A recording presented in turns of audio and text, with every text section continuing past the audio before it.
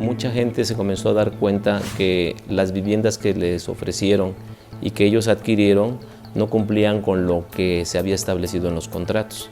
Sobre todo los conjuntos comenzaron a tener problemas en la calidad de los materiales de construcción, pero básicamente en lo que es la infraestructura de los conjuntos habitacionales.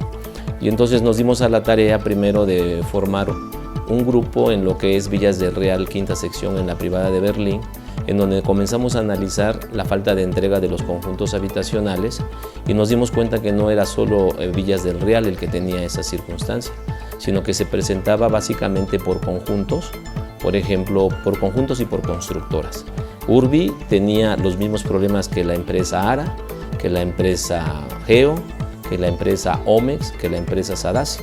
Y entonces comenzamos nosotros a definir que esta lucha no tendría que limitarse solo a Villas del Real, porque el problema que estábamos demostrando y encontrando es que era un problema mayúsculo. Y lo que íbamos nosotros a enfrentar como parte de esta organización no era el problema de una vivienda, sino una política de vivienda que se había definido desde el 2002 con la creación de la Sociedad Hipotecaria Federal.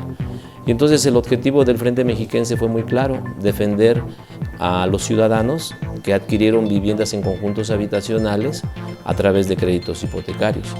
Entonces, pues el Frente Mexiquense comenzó a tener mucho éxito en los principales conjuntos habitacionales del Estado de México, porque vimos toda la forma como la política del gobierno estatal en cuanto al asentamiento del desarrollo humano fue muy protectora a las grandes constructoras, que fueron las que ganaron millones y millones de pesos en esta política de hábitat, ¿no? Hay una gran cantidad de conceptos en materia de vivienda digna que en la Constitución nos permiten establecer una estrategia de la razón jurídica, porque en este país tiene que imponerse la razón jurídica sin distingos y sin niveles, porque característicamente en el Estado de México no existe el juicio especial hipotecario.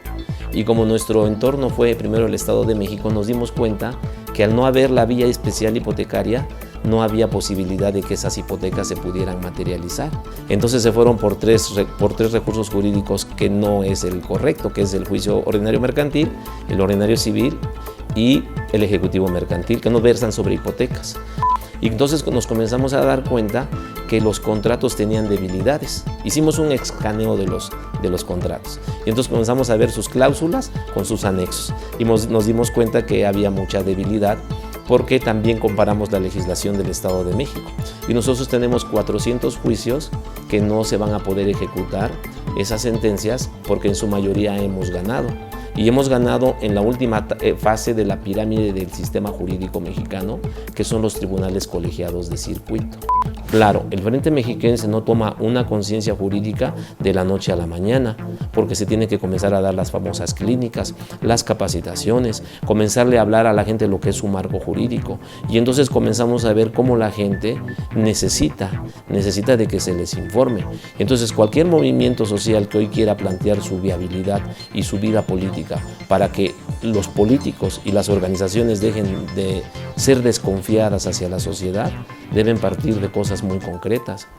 Uno de los grandes éxitos es en Cabo San Lucas, en donde el uso del suelo es carísimo. Si entonces comprar un departamento en Cabo San Lucas bajo este esquema era carísimo, pero ahí la gente, como está más definida a trabajar, ¿qué es lo que sucedía? No hacían defensa de sus viviendas y ahí se quitaban las casas sin juicios. De hecho, Bancomer se molestó mucho porque 10 casas que quitaron, 10 casas que no se entregaron en el proceso de una negociación falsa, porque se estaban estableciendo convenios. Me das la casa y te regreso 70,000 pesos. Ni regresaban 70,000 pesos y a la gente la despojaban de su vivienda. Por ejemplo, no había lugar de pago.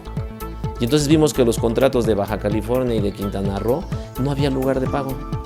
Y nos dimos cuenta que había contratos que no tenían el avalúo. Entonces, ¿cómo un notario público pudo avalar y dar fe pública de un valor de un inmueble cuando ni siquiera el avalúo existía? Entonces después vimos que lo más grave era que estábamos firmando contratos sin las pólizas de seguro. Pero ¿cómo analizamos eso? analizamos el contrato junto con sus anexos, y si una cláusula 5 dice que se anexa la póliza de seguro y no existe la póliza de seguro, por decir, yo compré mi seguro mi casa en el 2003, tenía que aparecer la póliza del 2003 y el contrato, y entonces no aparece eso. Y entonces el primer gran triunfo fueron sobre los lugares de pago. El segundo gran triunfo fue porque no había vía hipotecaria, porque eran juicios ordinarios mercantiles, y cuando las SOFOLES como Patrimonio, Su Casita, G-Money, Crédito Hipotecario, Santander, Banorte, pedían a los jueces les pedían que se remataran los inmuebles por la vía ordinaria mercantil, los jueces nos comenzaron a absolver. Entonces, absolverte es que no te pueden quitar el inmueble. Entonces se prendieron las luces rojas, y entonces nosotros establecimos una estrategia en donde los juicios ordinarios mercantiles no te quitaban la casa, por lo que dije con anterioridad, no había juicio especial hipotecario. El tercer gran triunfo, que es el que va definitivamente a desquebrajar la estrategia jurídica de las SOFOLES hacia el Frente Mexiquense, es la falta de contratación de los seguros. Porque en un principio los jueces nos comenzaban a decir, no, pues los absuelvo de los seguros, cuando los seguros no era una parte menor, los seguros son parte del contrato. Y entonces hubo jueces ya de tribunales colegiados de circuito que tuvieron que corregirle la plana a los jueces de primera instancia. ¿Qué es un tribunal colegiado de circuito? Son los magistrados que dentro de un proceso jurídico son los últimos que tienen la palabra. Y dijeron, no, ¿cómo los absuelves nada más de los seguros? Absuélvelo de todas las prestaciones, porque nadie puede reclamar el incumplimiento de un contrato cuando tú no lo has cumplido. Imagínense que desde primera instancia nos hubieran dado el triunfo, esto hubiera generado una crisis hipotecaria, por eso detuvieron los triunfos los tribunales de primera instancia, pero no pudieron detener ese triunfo los colegiados, porque fueron más profesionales, y cuando nos dicen no hay seguros, se viene abajo toda la estrategia. ¿Qué fue lo que pasó con los contratos de Banamex, de Banorte, de Bancomer? Que como se dieron cuenta que no había juicio hipotecario en el Estado de México, se fueron al Distrito Federal, donde sí hay juicio especial hipotecario. Y ahí nosotros ganamos por la declinatoria por incompetencia. ¿Qué quiere decir esto? Que se tuvo que dirimir qué juez era el competente para conocer.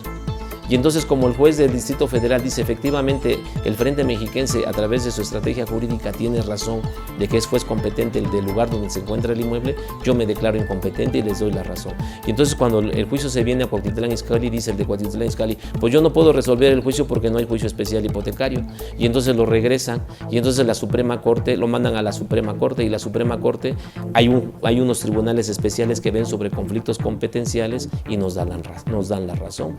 Y entonces es cuando ellos se dan cuenta que esos juicios que ya se perdieron, que están en la etapa procesal de ejecución, no se van a poder ejecutar, porque nosotros sabremos de hacer valer las vías de amparo que hemos logrado, y básicamente porque todo se ha venido acomodando a la lucha de la sociedad, no solo del frente. Y entonces ese es el triunfo con el que coronamos nosotros la estrategia jurídica, porque como ya no van a poder demandar allá, lo van a tener que hacer en el DF, y aunque demanden allá, no van a poder ejecutar las garantías en el Distrito Federal, ¿no? Las SOFOLES lo que hicieron fue sobrevaluar las viviendas, por eso es que los seguros no se contrataron, y al no contratar los seguros, ninguna aseguradora les iba a dar un valor de lo que no valen los inmuebles.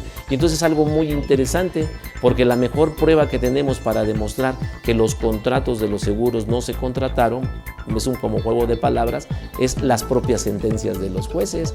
Entonces, aunque nos hayan absolvido solo de los seguros y nos condenan a los otros pagos, ya sea en el Estado de México o en el Distrito Federal, se abre la posibilidad de una figura en México que no ha sido explorada y no ha sido desarrollada por los movimientos, que es el fraude procesal. Y entonces el fraude procesal lo demandamos porque están engañando al órgano jurisdiccional, las SOFOLES, Bancomer, los intermediarios, porque nunca contrataron los seguros. Y tú no puedes engañar a un juez.